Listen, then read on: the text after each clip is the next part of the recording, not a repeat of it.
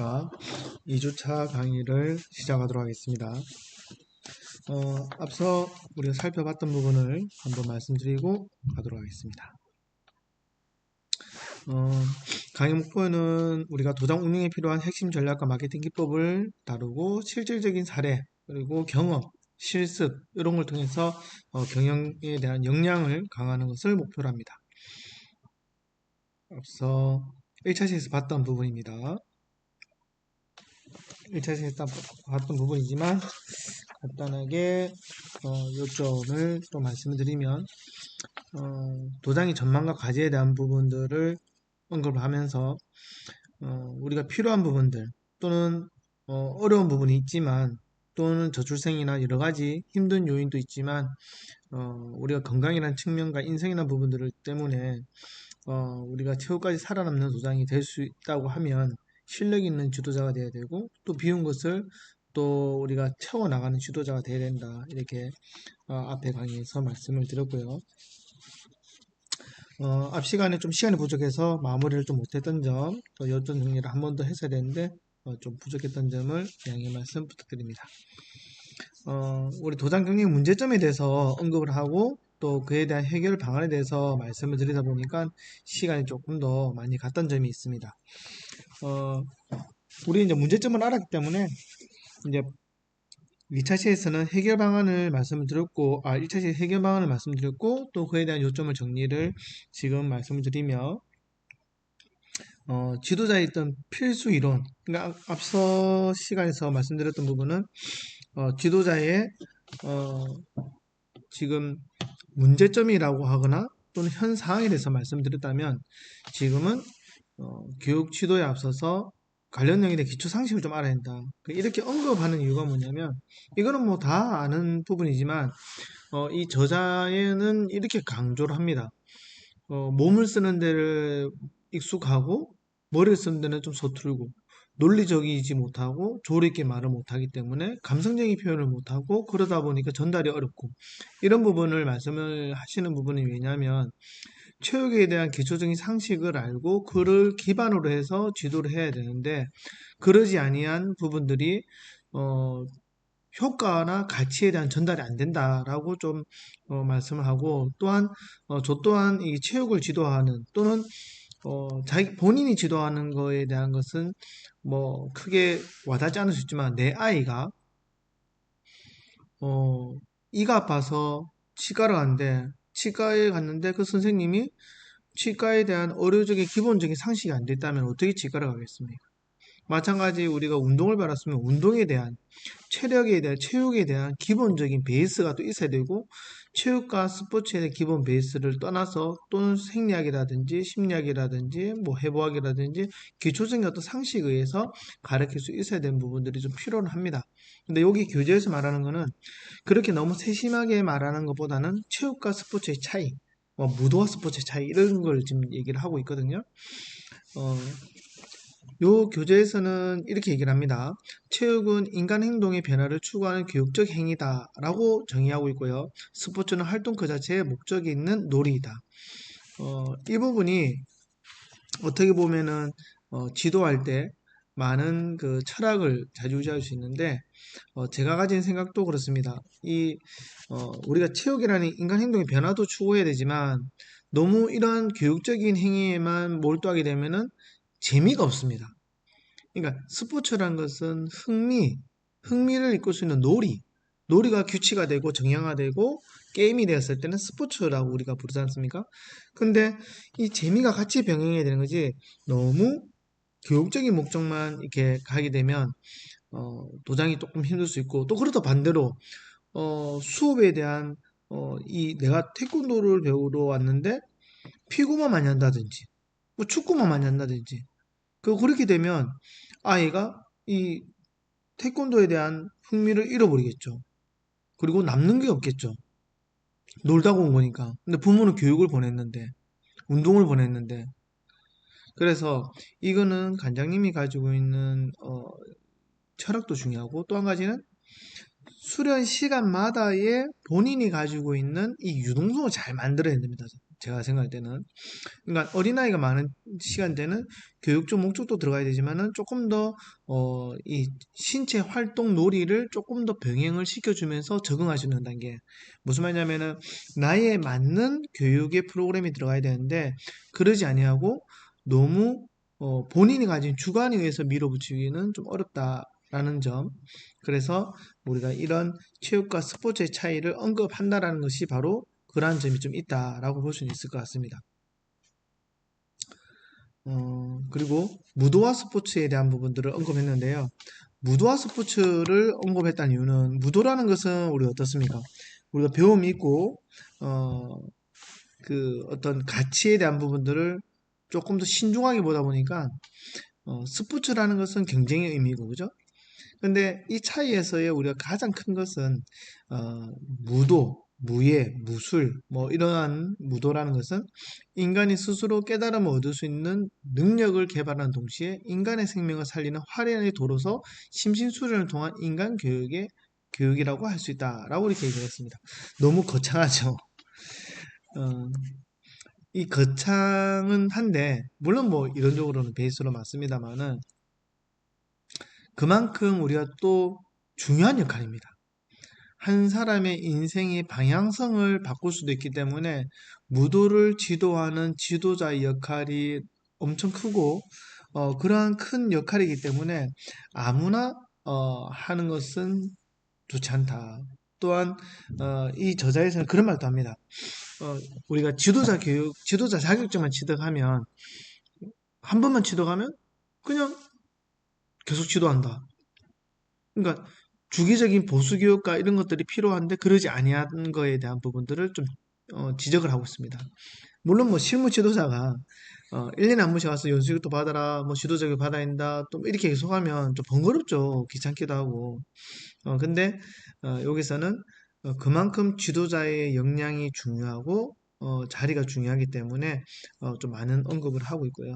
그리고 저 또한 이러한 부분들이 변화되는 시점에 대해서는 많이 느껴왔기 때문에 가치는 충분히 중요하다고 생각합니다. 자칫 한 사람 인생을 나쁜 길로도 안내할 수 있고 자칫 또 좋은 길로 안내할 수도 있고 생명을 살리는 길로 안내할 수도 있고 보다 많은 사람들에게 이익을 줄 수 있는 공익적인 자리로 갈 수 있고 그러니까 제자를 양성하는 선생님이라는 그런 교육자 입장은 정말 신중해야 되는 직업인 거는 맞는 것 같습니다. 자, 스포츠와 교육입니다. 우리가 지금 딜레마에 빠질 수 있는 게 바로 이거거든요. 스포츠 참가와 학업 성취 간의 관계는 그동안에 여러 나라에서 수없이 많은 연구를 거듭하면서 연구 결과를 축적해 왔습니다. 근데 어, 이곳에서 이제 강조하는 거 운동선수가 일반 학생에 비해 학업 성적의 평점이 더 높은 사실을 규명하는 연구 결과들은 결국 스포츠 참가가 더 높은 학업 성취를 유발한다는 사실을 시사해준다. 그러니까 스포츠의 사회학적 이해라는 영남대학교 출판부에서 출판한 한광걸, 김동규 분의 어, 이 내용인데요. 우리가 그렇습니다. 이 운동을 하게 되면은 우리가 운동을 관장하는 전두엽이 많은 역할이 됩니다. 그러다 보니까 당연히 공부를 쓰는 같은 영역이기 때문에 운동을 잘할 수 있다라는 것은 규명이 되어 있는데도 불구하고 조금 아쉽게도 어떠한 우리가 뭐 사교육의 선택에서는 예체능보다는 우선시 되는 게 바로 어떤 학문적인 부분들, 우리의 영문화, 국어나 수학이나 이런 여러 가지 부분들을 먼저 중요시 여기고, 그다음에 우리가 예체능의 운동을 조금 더 등한시하는 부분들이 없지 않아 있습니다. 그러나 중요한 근본의 변화를 시키려고 하면 고기를 많이 잡는 것보다도 그 근본의 가치가 변화되는 게 더 중요합니다. 그래서 어렸을 때부터 운동했을 때 좋아지는 점은 아이가 머리가 좋아지는 점이 됩니다. 그럼 운동을 잘해서 공부를 안 하는 게 아니라 공부를 잘할 수 있는 머리에 대한 근본을 만들어주는 거죠. 근데 이 사회적인 그 변화나 사회적인 어떤 환경은 그렇게 인정받지 못하는 부분들이 많이 아쉽습니다. 저 또한 지도자의 필수 이론이라는 부분이 위기 대처 능력 배양 또 나와 있습니다. 이거는 당연히 삶을 살아가면서 누구나가 가지고 있어야 되는 부분이지만 이거를 어떻게 나누어 놨냐면 생활적으로 이러한 면을 교정하기 위해서 벌을 주는 일에 대한 과민 반응. 그러니까 부모님께서 우리 아이가 뭐 존댓말을 쓰게 해서요. 뭐 존댓말 안 쓴다고 아이를 뭐 뭐라 하고 나무라고 이러는 부분들에 하다 보면 걔가 또 뭐 예를 들어서 뭐 팔굽혀펴기 시키든 뭘 시켜 놓으면은 집에 가서 부모님이 자기 아이를 뭐라는 것을 좋아하진 않습니다.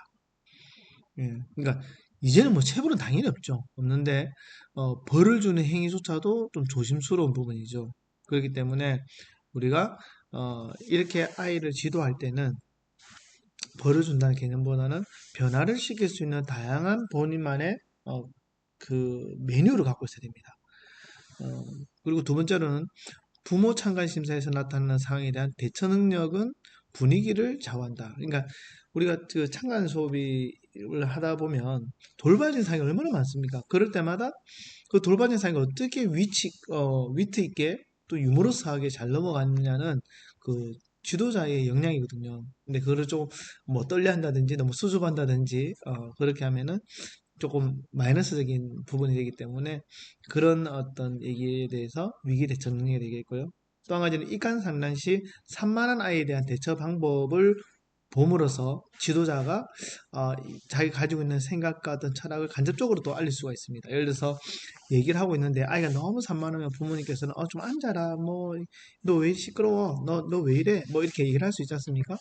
그럴 때 어, 아이에게 괜찮아 하면서 좀 심리적으로 안정을 주고 뭐가 궁금해서 뭐 어떤 걸 해보고 싶었던 거야 이런 얘기라든지 또는 아이의 말을 좀 들어줄 수 있는 부분들 또는 눈높이를 맞춰서 얘기를 할 수 있는 부분들 이런 거를 당황하지 않고 쟤 왜 저래 이게 아니고 그럴 때는 괜찮아 너 이게 궁금했구나 나가서 보고 싶어? 그럼 너 나가서 앉아서 보고 있을래? 엄마랑 얘기할 동안 뭐 이런다든지 또는 뭐 반대로 너무 수줍어하는 아이가 오면 너무 수줍구나 부끄러워하지 마 나도 처음 너를 보니까 부끄럽잖아 이런 식으로 또 위트 있게 넘어간다든지 또는 하기 싫어서 오는 아이도 있지 않습니까? 엄마는 운동을 시키고 싶은데 아이가 운동하기 싫다. 그럴 때는 또 아이가 운동하기 싫으면 그래? 그래 나도 운동을 싫어하는 아이를 가르치고 싶진 않아. 그러나 너가 운동을 잘할 수 있게끔은 내가 도와줄 수 있으니까 엄마가 또 허락을 한다면 또 너가 또 허락을 한다면 우리가 약속을 한번 해볼까? 뭐 일주일 정도나 한 2주일 정도 해서 우리가 해보고도 너무 싫으면 그때는 하지 말자. 그리고 이 정도 했을 때 네가 또 괜찮다 하고 네가 또 재밌어 하면 그때는 정말 우리 열심히 한번 해보는 거야. 이런 기간을 준다든지 그러니까 이러한 부분들이 위기에 대처를 많이 했던 경험을 했던 분들이 많이 축적을 하고 있죠. 그는 가르쳐서 되는 게 아니라 그래서 이 사범으로 있을 때의 경영자 입장이 아니었을 때 그런 것들을 많이 좀 습득해 놓고 배운다면 그것도 많은 도움이 되지 않을까라고 생각을 합니다. 다음은 지도자가 풀어야 할 숙제입니다. 이게 이제 교재에서 얘기하는 거는 어, 이 도장을 성공을 시키려고 하면 이러한 과제를 어떻게 헤쳐나갈 것인가. 그러니까 이러한 부분들이 있는데 과연 본인이 이것을 접한다면 어떻게 할 것인가 라는 과제로 생각을 하거든요. 그러니까 도장을 운영하는 사람이라면 다음의 질문에 답할 수 있어야 된다. 도장이 다닌 후에 수련생이 달라져야 한다. 맞는 얘기지 않습니까? 도장이 다녔는데, 뭐, 부모님은 키가 커졌으면 좋겠다는데, 키가 커졌는지, 아니면 몸무게를 빼고 싶다는데, 몸무게가 빼졌는지, 또는 발표력이 좋아지고 싶었는데, 아이가 발표를 잘하는지, 자신감을 키우고 싶다 자신감을 키웠는지, 줄넘기를 잘하고 싶다 줄넘기를 잘했는지, 이런 여러 가지 부분들에 대해서 변화가 일어나야 되거든요. 근데 내가 가지고 있는 철학으로 변화를 시켜줄 때는 이 변화가 빨리 와닿았을 때는 부모가 굉장히 협조해 합니다. 근데 우리가 손에 닿지 않는 여러 가지 영역들도 있지 않습니까? 그러니까 어떻게 보면은 부모님들이 바라는 영역은 신의 영역이다라고도 표현을 합니다. 그렇지만은 우리가 포기하는 것이 아니라 그런 믿음을 주고 또 신뢰를 바탕으로 해갖고 하나하나 또 풀어나갈 수 있다면 이 또한 신뢰를 다질 수 있는 큰 무기가 되지 않겠나 보고요. 두 번째로는 수련생에게 존중받고 학부모에게 인정받는 지도자가 된다. 그냥 어려운 과제입니다. 우리가 존경이라는 부분은 어, 운동만 잘해서 되는 건 아니거든요. 그렇다고 공부만 잘해서 되는 것도 아니고 그렇기 때문에 아이들에게 존경받는다는 것은 어떠한 사회적 규범 안에서의 윤리적인 규범 안에서의 여러 가지 부분들이 부합될 때 아이들 야 정말 우리 관장님 대단하신 분이야. 야, 난 정말 관장님 좀 되고 싶어. 이런 존경의 의미가 되는 것 같고요. 학부모님께서는 우리 그 아이를 보내고 나서 야, 정말 내가 믿었더니 이러한 부분들이 나는 변화되더라. 아, 또 사회적으로도 또 우리 관장님이 하시는 활동들이 또 인정이 되더라. 그러니까 이런 부분들이 인정을 받고 있다면 관장님 말씀 한마디 한마디에 희망을 가질 수 있고 또 말씀 한마디에 걱정이 없어질 수도 있습니다.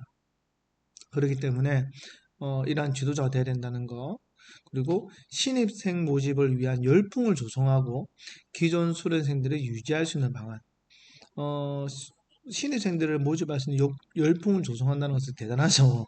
예, 그러면 뭐 본인이 나가서 뭐 홍보도 따로 할 필요 없이 이렇게 조성이 된다면 너무 좋은 것이겠죠. 어, 그리고 이것보다 또 중요한 것은 기존 수련생들을 잘 유지해 나가서 이어갈 수 있다는 것은 좀 중요하게 생각합니다. 저 또한 뭐 열풍을 조성하는 것은 참 어려운 과제인 것 같고요. 다만 이제 기존 수련생들을 잘 유지하는 방안은 나름의 저도 숙제라는 것을 잘 인식하고 있었기 때문에 그것을 계속 저는 포커스를 맞춰왔던 것 같습니다.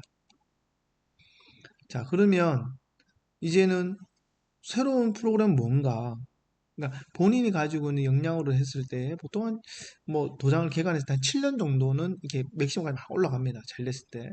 근데 그 후에 10년 뒤에는 또 몇 년 뒤에는 그러면 기존 수능생들이 같은 것을 반복했을 때 또 다르거든요. 그래서 지속적으로 체험이 일어나서 나갔을 때에 그것을 장기적으로 갈 수 있는 플랜을 만들 수 있다고 봅니다. 그래서 새로운 프로그램은 무엇인가 대한 고민을 하셔야 되고요. 퇴간을 방지하기 위한 경영법은 무엇인가? 뭐 아이가 초등학교에서 중학교 올라갔을 때 뭐 시범단이나 선수반이나 어쨌든 이어갈 수 있는 하급과도 맞먹는 그러한 어떤 이 중요한 프로그램이 있다면 꼭 해야 된다는 프로그램이 있다면 가치가 있겠죠. 그다음 체벌 없는 교육지도법 이거는 정말 요즘에는 많이 변화됐지 않습니까? 그래서 체벌이 있을 수가 없습니다. 있다 하더라도 도장 안에서의 이 체벌은 도장의 문을 닫기도 할 수 있습니다. 우리가 그 몇 번에 이 아동 학대에 해당되는 그런 뉴스가 보도가 얼마나 났지 않습니까? 그래서 아마 이거는 관장님들 더 잘 알 겁니다. 그러다 보니까 그 다음 과제가 수련생 말 잘 듣게 하는 지도법인데 그러다 보니 잘 안 듣죠. 왜냐면은 존댓말을 써야 되지 함부로 또 하도 내도 안 되지 심지어는 그냥 혼자 말로 한숨 섞인 것처럼 이래도 어, 아이들이 씨라는 말만 들어도 욕했다 이런 말 하거든요. 그렇기 때문에 정말 말도 조심해야 됩니다. 예. 그런데 그게 플러스해서 수련생들이 말 잘 듣게 한다는 것은 정말 어렵고 힘들지만은 아이하고의 신뢰관계가 잘 형성이 돼 있다면 가능합니다. 예. 그리고 그 가능한 여부는 그 관장님이 가지고 있는 능력으로 보이는 거죠. 자, 그리고 마음을 움직이게 하는 방안. 이게 심리적인 방안이죠. 그리고 조용함과 가치 창출. 그리고 알림의 중요성. 그러니까 우리가 이 도장 안에서의 수업을 통해서 어떤 가치를 만들어내고 그것을 알려주고 풀어내주고 조리 있게 논리적으로 설명할 수 있는 부분들이 필요하다라는 거죠. 그게 정말 중요하다라는 것이고. 그래서 여기서 팁을 얘기합니다. 그럼 이렇게 많은데 어떻게 그러면 내가 해라고 생각하시지 않습니까? 그래서 팁은 뭐냐? 생각하는 시간을 많이 가져야 한다. 그래서 관장님들이 혼자만의 생각에 갇혀질 수 있으니까 독서를 한다든지 또 독서를 통한 산책을 한다든지 이런 여러 가지에 대한 부분들을 생각해내고 또 한 가지는 어떤 뭐 세미나를 하든 연수를 하든 오고 가고 하면서 해도 생각하는 시간을 가지고 그것을 보고 오면서 또 보면서 느낀 점들을 풀어나갈 수 있지 않습니까? 그래서 배우는 자를 어떻게 이게 능가할 수가 없거든요. 그래서 생각하는 시간을 많이 가져야 한다라는 것이 굳이 제자리에 앉아서 그냥 생각해라는 뜻은 아닌 것 같습니다. 자, 고객들에게 도장 수련이 갖는 수련의 목적과 필요성 그리고 교육적 효과에 대하여 제대로 알려야만 도장의 신뢰를 향상할 수 있다. 이 신뢰라는 것은 이 끊임없이 이어져 나가서 향상이 되어야지만이 그 관장님의 말 한마디에 부모님과 아이들이 함께 움직일 수 있거든요. 근데 내가 가지고 있는 수련의 목적과 어떤 교육적 가치와 어떤 철학과 신념이 없다면 이게 잘 안 되죠. 그리고 근데 내가 잘 가지고 있지만 이 효과에 대해서 제대로 알려야 되거든요. 그래서 도장의 신뢰를 갖춰 나가야 된다라는 과제를 얘기합니다. 다음은 도장 수련의 교육적 가치를 어떻게 승화시킬 것이냐가 관건이다. 그러니까 소대에서도 계속 얘기하는 게 가치가 있고 가치를 표현해야 되고 향상시켜야 되고 알려야 되고 이런 부분들을 언급을 하는 게 그러니까 가치를 얘기를 하는 거죠. 똑같은 태권도장이고 똑같은 학교도장이 있는데 똑같은 체육관들이 있는데 굳이 여기 가야 되는 이유가 있어야 될 거 아닙니까? 그래서 도장은 지도자가 곧 브랜드다.